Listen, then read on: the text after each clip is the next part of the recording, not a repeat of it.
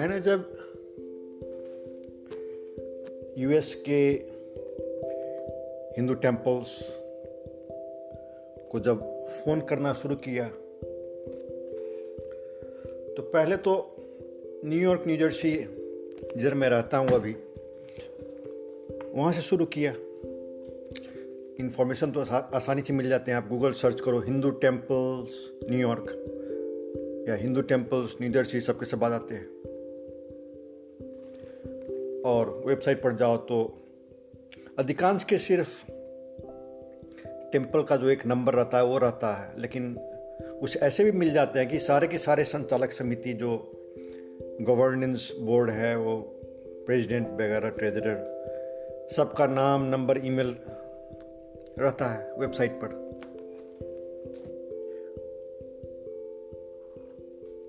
एक तो मेरे को मंदिर मिल गया, उसका अपना व्हाट्सएप ग्रुप है, तो उस ग्रुप ये सब के सब नंबर मिल गए। तो मेरे को लगा अरे वाह, अब तो आसान हो गया काम। और मैं ये मानने को तैयार हूँ कि मेरा अप्रोच सही नहीं रहा। सही इस मायने में नहीं रहा कि basically this is a sales call. मैं फंडरेजिंग कर रहा हूँ, एक संगठन निर्माण करनी है, तो I should approach it the way a professional salesperson would approach. मेरे को कुछ ज़्यादा ही कॉन्फिडेंस था कि मैं अनाउंस कर दूंगा, बस सबके सब आ जाएंगे। वैसा कुछ हुआ नहीं। I didn't get that reaction. तो अब जब मैं I am gearing up to make the round 2 phone calls, तो कल ही मैं एक बंदा है, कोई सेल्स प्रोफेशनल है, सेल्स टीम्स को ट्रेनिंग देता है,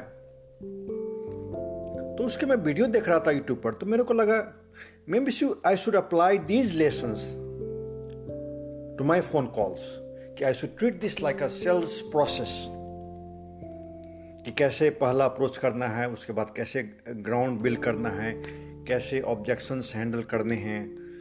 आई should treat this like a sales call.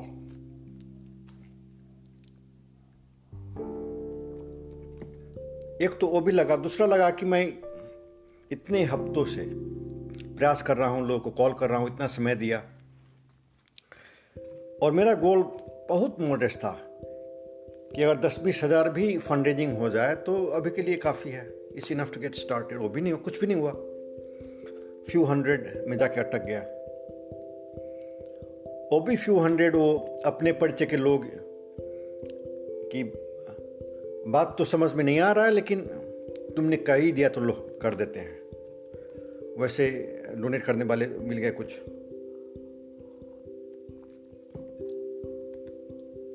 तो एक मेरे को ये भी लगा कि जितना मैं समय दे रहा हूँ उतना मैं अगर सिर्फ काम करूँ, फॉर प्रॉफिट सेक्टर में जॉब, बिजनेस, एंटरप्रेन्योरशिप, कुछ काम ही करूँ तो I can make better money, and then I'm very willing, like अगर मेरी एक व्यक्ति की बात है तो I have plenty as it is। जो मटेरियल नीड्स होते हैं किसी भी व्यक्ति के, तो मेरे अभी पर्याप्त है। which means if I make money I would have no qualms to just use that money to build the Kalki Sena in its earliest stages। मेरे को कोई झिझक है ही नहीं। तो मैंने कहा इतना मैं फ़ोन कॉल कर रहा हूँ, टाइम दे रहा हूँ, maybe I just go and make money and then use that money to build the कल्की सेना।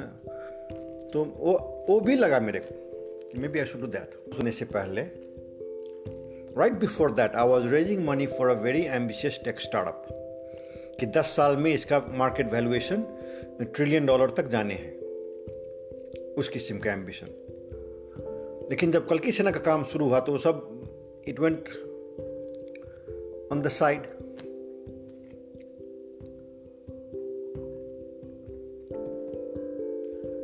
तो मैं अभी like after few months I am thinking maybe I should not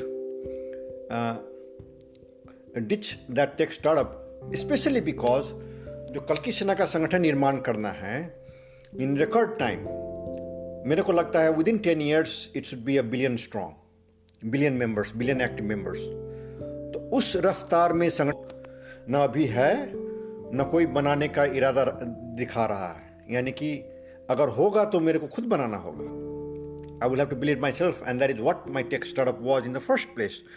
So it's not, either my tech startup or the Kalki Sena. Maybe they have to go forward together. तो वो भी मैं pickup करने की सोच रहा हूँ। तो और ये जो काम है कल्की सेना का, तो that is determined bye the ideas contained in the book, the Kalkist Manifesto, being written by Bhagwan Kalki himself, Lord Kalki himself. तो वो पुस्तक अभी मार्केट में है नहीं, उसका कवर आया है सिर्फ, लेकिन किताब जब बाहर पब्लिश होके आ जाएगी और लोग उस पर विचार विमर्श करना शुरू करेंगे,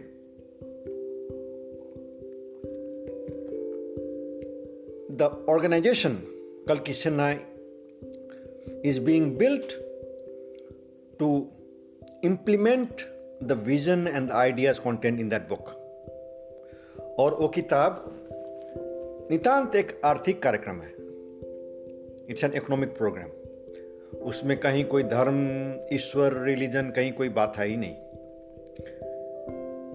and precisely because it is an economic programme, it will be easy for people all over the world to gather around that idea, उसको सपोर्ट करने के लिए। तो संगठन तो उस आइडिया के लिए निर्माण हो रहा है।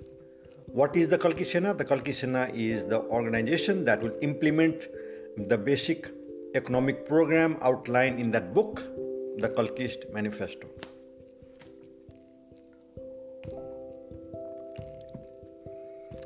I spent a few years. I learned my true identity in 2016, and then I spent a few years introducing myself to the world digitally. मैं अपना तर्क पेश कर रहा हूँ कि ऐसे वैसे, prophecy is fulfilled. And just this past year, towards the end of this past year, I started talking about miracles performed. उससे पहले मैं सिर्फ प्रोफेसी कर रहा था कि देखो 1 दर्जन प्रोफेसी मैं दिखा रहा हूँ, प्रोफेसी फुलफिल हुए हैं। That is how I know and you know that I am who I say I am. काम नहीं कर रहा है, लोग उसको पिकअप नहीं कर रहे हैं।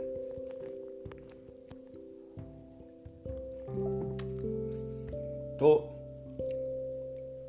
वो परिचय लोग धीरे धीरे लोग पहचानेंगे, इट विल स्नोबॉल, वो धीरे धीरे होगा, लोग धीरे धीरे आएंगे। Forget identity, let's just focus on the work. There was the command from Bhagwan कल्की टू मी, कर्म करो, स्पोकन इन मैथिली, सीता माता's first language, King Janak's first language, my first language too, and Bhagwan Kalki's first language today in Maithili, Karm Karo, which is precisely what Lord Krishna said to Karm Karo, right? Act. So Karm Karo, right? Well, what is the work? The work is to build the Kalki Sena, and the organization's goal is to implement the economic program outlined in the Kalkist Manifesto, ultimately globally, but starting with Nepal. संगठन तो विश्वव्यापी रहेगी day one से, जहाँ like it will grow organically. मैं ये नहीं कहीं भी बंदेज नहीं रहेगा कि नहीं अभी इस देश में नहीं। Anywhere people want to join the organisation globally, they can, anywhere in any country. लेकिन जो इकोनॉमिक प्रोग्राम है उसको पहला इम्प्लीमेंटेशन होगा नेपाल से। शंभू का देश संभल, अर्थात पशुपतिनाथ का देश अर्थात नेपाल।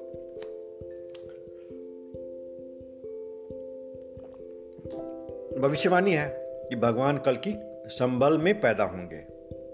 तो संभल वो देश कहा गया है।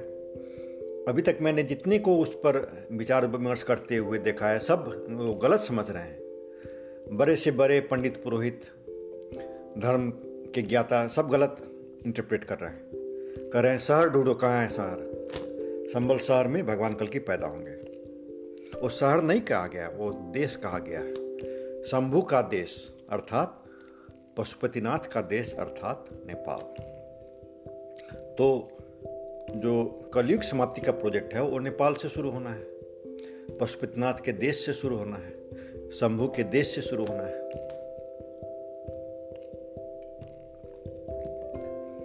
तो जो विचार है, जो आइडिया है, वो पुस्तक के रूप में आने वाली है बहुत जल्द। उसके बाद with in a few years सारी दुनिया देखेगी कि जो विचार है जिस पर हम लोग डिबेट कर रहे हैं वो अब इम्प्लीमेंट हो रहा है। कहाँ हो रहा है? नेपाल में हो रहा है। तो कि देखो नेपाल में ऐसा हो रहा है, कल की मैनिफेस्टो इम्प्लीमेंट हो रहा है।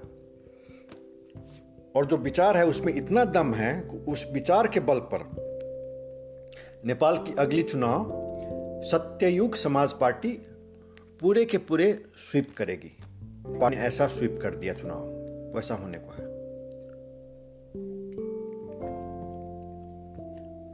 तो जो सिर्फ एक पुस्तक के रूप में कुछ सालों तक रहेगी, उस पर लोग विचार विमर्श करेंगे, उसके आधार पर विश्वव्यापी एक संगठन निर्माण होगी।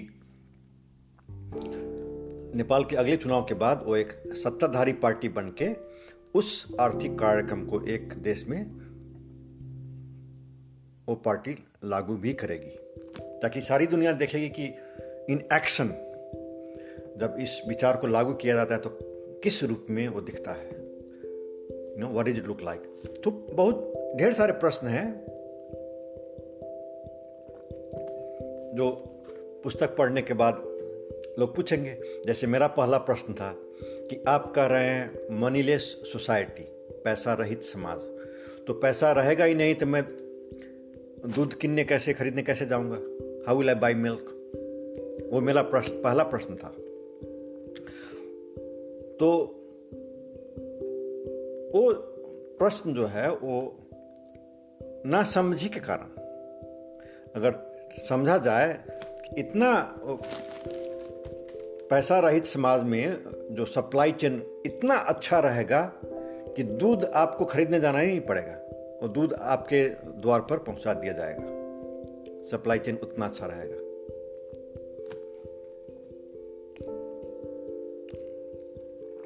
और जिस अर्थतंत्र में मार्केटिंग, एडवर्टाइजिंग वगैरह, सेल्स, इस सब का कोई रोल ही न रहे, तो आज जो सामान कोई $100 या $100 में खरीदता हो, उसका भाव आ जाता है 15 पर, 15,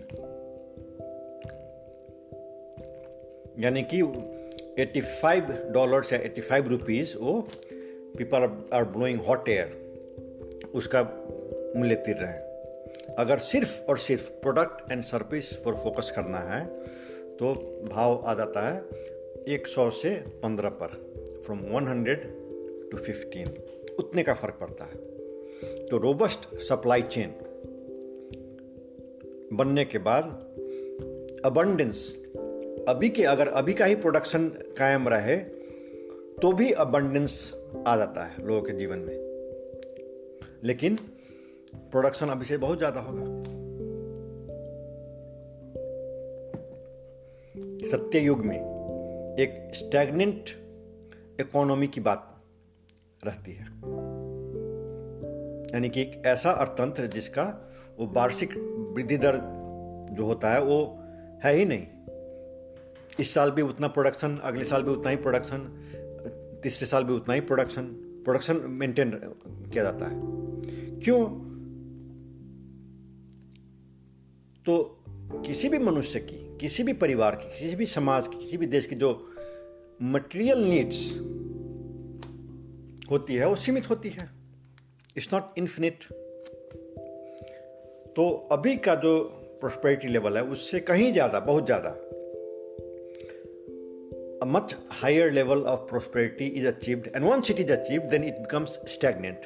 इकोनॉमिक ग्रोथ की कोई जरूरत रह ही नहीं जाती है। तो स्टैग्नेंट का मतलब ये नहीं कि सब जगह गरीबी, नहीं, सब जगह समृद्धि, उच्चतम समृद्धि। जैसे कि आप खाना खाने बैठते हैं तो घंटों तो नहीं खाते रहते हैं, खाते हैं, पेट भर जाता है तो उठ के और कुछ करते हैं, शायद काम करने जाते हो या पढ़ते हो या घूमने टहलने निकल जाते हो, कुछ खाने के अलावा कुछ करते हैं। उसी तरह जब किसी भी व्यक्ति या परिवार या समाज या देश की जब मटेरियल नीड्स पूरे हो जाएं, तो देन दैट पर्सन और the people collectively they aspire for higher needs, and the highest of all are spiritual needs. तो सत्ययुग समाज में सबसे मेन फोकस हो जाता है आध्यात्मिक ज्ञान पर, समष्टिगत, सामूहिक रूप से ही। ये नहीं कि एक दो स्कॉलर निकल गए, नहीं, वैसा नहीं। एक आम व्यक्ति के स्तर पर प्रमुख प्रायोरिटी बन जाता है आध्यात्मिक ज्ञान। तो वो आध्यात्मिक ज्ञान जो फिर से सत्ययुग आने वाली है इन 22 ईयर्स बाय द क्लॉक, अभी के 22 साल में, तो पिछले सत्ययुग, पिछला त्रेता युग, द्वापर युग, इस सब का जो आध्यात्मिक ज्ञान है जो पहले दिया गया है, तो वो तो भारतवर्ष में दिया गया, जिसे सनातन धर्म कहते हैं।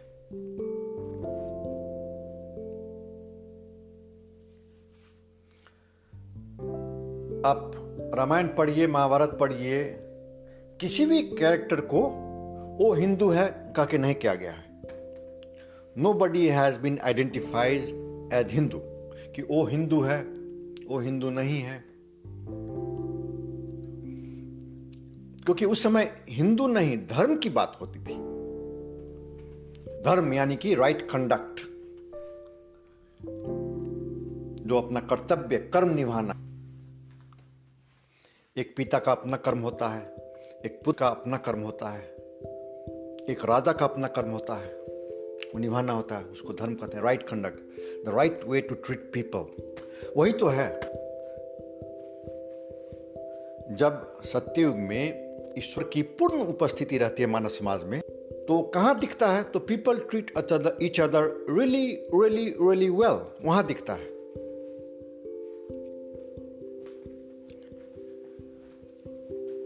ये नहीं कि ईश्वर कोई जमींदार है या एम्परर है और उसको लोग पूजा कर रहे हैं, टैक्स फिर रहे हैं, उनको खुश कर रहे हैं। नो, वो मॉडल नहीं है। It's more like it gets reflected. जब व्यक्तिगत रूप से और सामूहिक रूप से लोग ईश्वर की पूर्ण उपस्थिति प्राप्त करते हैं, तो the way it's reflected is people in that society, in that country, treat each other really really well, वहाँ दिखता है। और जब उपस्थिति कम हो जाती है, लोग ईश्वर की आराधना नहीं करते हैं, तो वैसे समाज में लोग people don't treat each other that well, वहाँ दिखता है।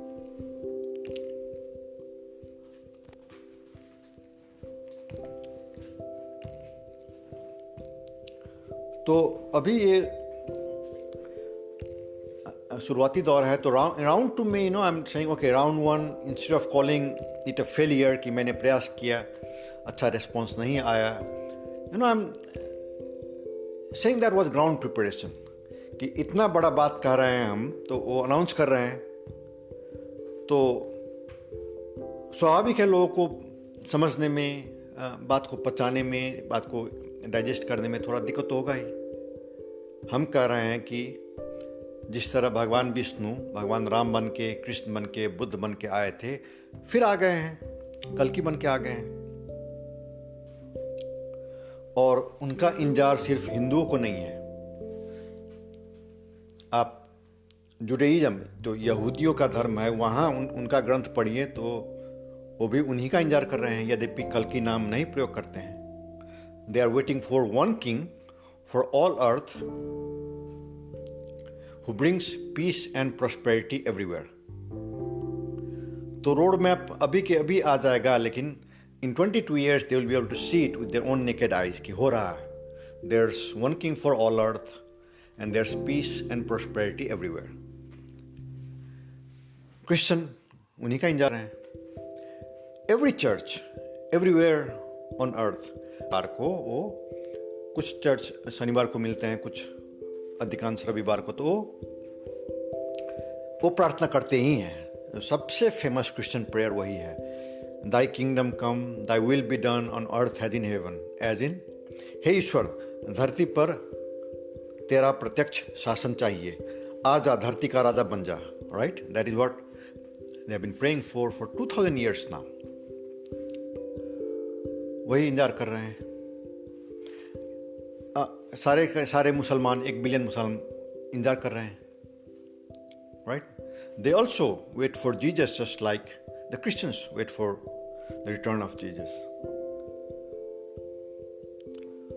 और बुद्ध धर्म में उस इंतजार का कॉन्सेप्ट तो नहीं है, लेकिन दुनिया के सब बुद्धिस्ट एक कहानी जानते हैं कि जब सिद्धार्थ गौतम पैदा हुए तो उनके राजा को एक ज्योतिष ने कहा कि आपका बेटा या तो सारे पृथ्वी का राजा बनेगा, नहीं तो जोगी बन जाएगा, 2 में से 1 होगा। तो जोगी तो बन गए 2500 साल पहले भगवान बुद्ध, लेकिन इस बार जो सारे पृथ्वी के राजा बनेंगे तो वो देखकर सारे बुद्धिस्ट लोग भी समझ जाएंगे कि वो वही हैं। 2500 साल पहले बुद्ध थे, भगवान बुद्ध थे, आज भगवान कल्कि हैं। तो तभी उनको भी समझ में आ जाएगा कि नहीं, वो वही हैं, क्योंकि ज्योतिष ने कहा था कि या तो ये सारे पृथ्वी के राजा बनेंगे या तो जोगी बनेंगे। तो जोगी बने 2500 साल पहले, अब आके फिर सारे पृथ्वी के राजा बने हैं, क्योंकि अभी तक कोई हुआ नहीं है। सारे पृथ्वी का एक राजा कोई हुआ है? अभी तक नहीं हुआ है। तो उनको भी वो बात समझ में आ जाएगी।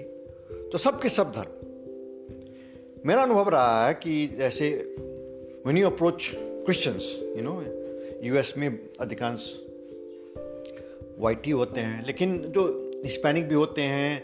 I even called Indian churches, जो इंडियन अमेरिकन्स है, भारत के लोग आए हुए हैं, क्रिश्चियन है और यहाँ यूएस में चर्च बना के चला रहे हैं, उनको मैंने फेरा फेरी सबसे ईस्ट कोस्ट से वेस्ट कोस्ट तक कुछ दर्जन चर्च को मैंने कॉल किया, अप्रोच किया, तो उनको भी दिक्कत हो रहा है। There's major misunderstanding about the second coming.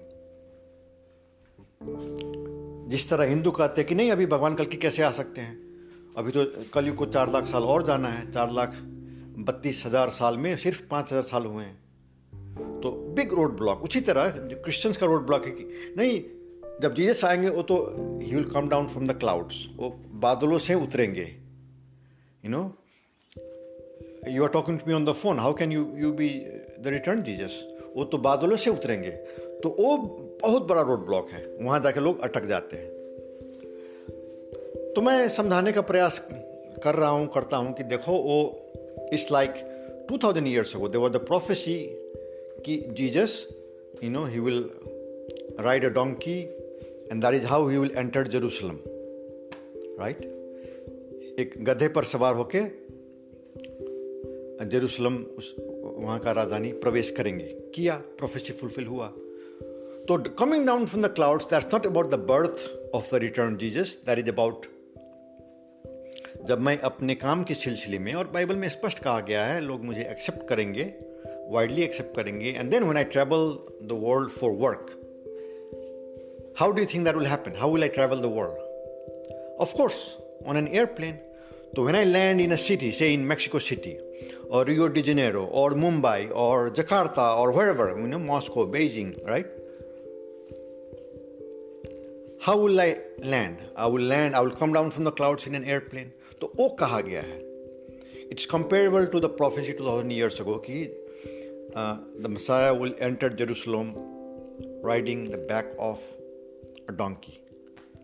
तो वो है, तो that's not, people confuse that to the birth कि नहीं, शुरू में जो स्वर्ग से धरती पर बादलों से उतरेंगे, नहीं, that's about the airplane. When I will travel the world for work, I will do so in an airplane. So when I land in a city, I will have come down from the clouds. वो कहा गया है. It's like the way the Pope travels, right? He travels in a plane. When he travels, he makes news. Only the news I will make will be, much wider coverage. Bible में उसके बारे में भी कहा गया है कि it will be so obvious like a lightning is seen from east to west. ये बहुत obvious रहेगा. तो कैसे obvious रहेगा? Well, be massive news and coverage. I might land in Mexico City, but it's actually touching to me that people are so into like trying to figure out the prophecies around the second coming. मेरे को ये नहीं शिकायत है कि लोग गलत समझ रहे हैं. मेरे को आई एम डीपली टच्ड कि people are paying struggling so hard to figure out the prophecies. They are paying attention, right? So थोड़ा ना समझी, that's okay. वो धीरे धीरे समझ जाएंगे, वो होगा. How do I know? Because it is explicitly written in the Bible that people will accept me. मेरे को स्वीकार करेंगे, यहूदी भी स्वीकार करेंगे. तो and Hindus, like as soon as I mention Jesus, वो ट्यून आउट कर देते हैं. अरे ये तो ईसाई धर्म का बात करने लगा. तो वो भी गलत फहमी. वो अब महाभारत में कहा गया है, ब्रह्मा आपके ढेर सारे नाम हैं, तो उसमें दर्जनों नाम कहे गए हैं. एक नाम कहा गया है ईसा, राइट? ईसा कौन? कुरान में जिस नाम का सबसे ज़्यादा बार जिक्र है वो है ईसा. कुरान का ईसा, बाइबल का जीसस. बाइबल के सबसे प्रख्यात पुस्तक में गॉस्पेल ऑफ जॉन के प्रथम दफा में कहा गया है जीसस सृष्टिकर्ता. किसी हिंदू को पूछेगा कि सृष्टिकर्ता कौन, तो कहेंगे ब्रह्मा. तो बाइबल में भी लिखा हुआ है, महाभारत में भी लिखा हुआ है. तो जब हिंदू लोग देखेंगे कि नहीं, ब्रह्मा के ही जिस तरह विष्णु के मानव अवतार राम, कृष्ण, बुद्ध, उसी तरह ब्रह्मा के मानव अवतार यीशु. 2000 साल पहले यीशु, आज मैं. भगवान विष्णु के अवतार 2500 साल पहले बुद्ध, 5000 साल पहले कृष्ण, 7000 साल पहले राम. आज भगवान कल की धरती पर हैं. He is about 40 years old. तो मुख्य बात तो काम है. भगवान कल की ओ जो कलयुग को समाप्त कर दे. तो समाप्त तो होगा लगभग 21 साल में, लेकिन रोड मैप बहुत जल्द आने को है. लोग पढ़ेंगे, देखेंगे कि नहीं, रोड मैप तो यही है, कलयुग समाप्त अब होना है. और भविष्यवाणियां पूरी हुई हैं उनमें, right? All the major prophecies have been fulfilled in him about his identity. तो वो भविष्यवाणी तो हिंदू ग्रंथों में ही है. अब भविष्य पुराण पढ़ो और भी पढ़ो तो वहाँ स्पष्ट लिखा हुआ है. तो that you cannot avoid, that calculation you have to do, that you do have to pay attention. तो करेंगे लोग, धीरे धीरे करेंगे, ग्रेजुअली करेंगे, they will do it.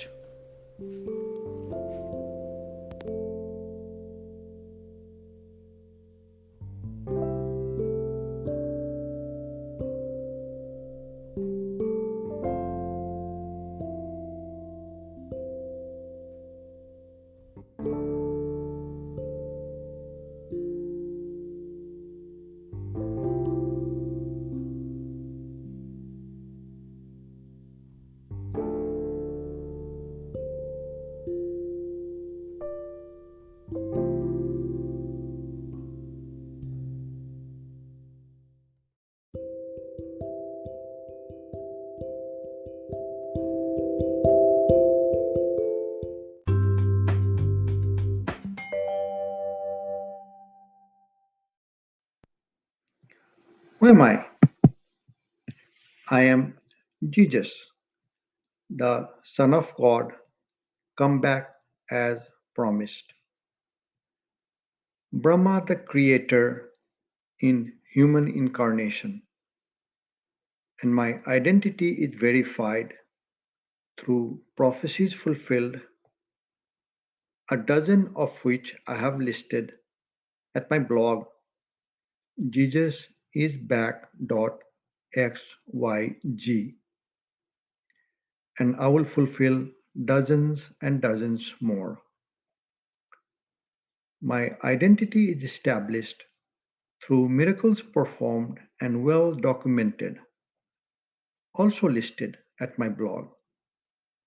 And it is established through the clarity of my mission, the work I'm here to do, which is the answer to the 2000-year-old prayer, Thy Kingdom Come, taught by me and addressed to Lord God the Holy Father, your God and my God, who himself is on earth in human incarnation as Lord Kalki, here to be king of all earth in 22 years by the clock. The Hindus have been waiting for him for 5,000 years now and know him as Vishnu. Jews call him Yahweh, Muslims Allah. He was Rama 7,000 years ago, Krishna 5,000 years ago, and Buddha 2,500 years ago. Rama was born in Ayodhya, Krishna in Mathura, rhyming names. The Buddha in Lumbini and Lord Kalki in Matihani, rhyming names again. He is the long awaited Messiah of the Jews, one king for all of earth who will bring peace and prosperity everywhere. This age will end, a new age will begin, the best of all four ages.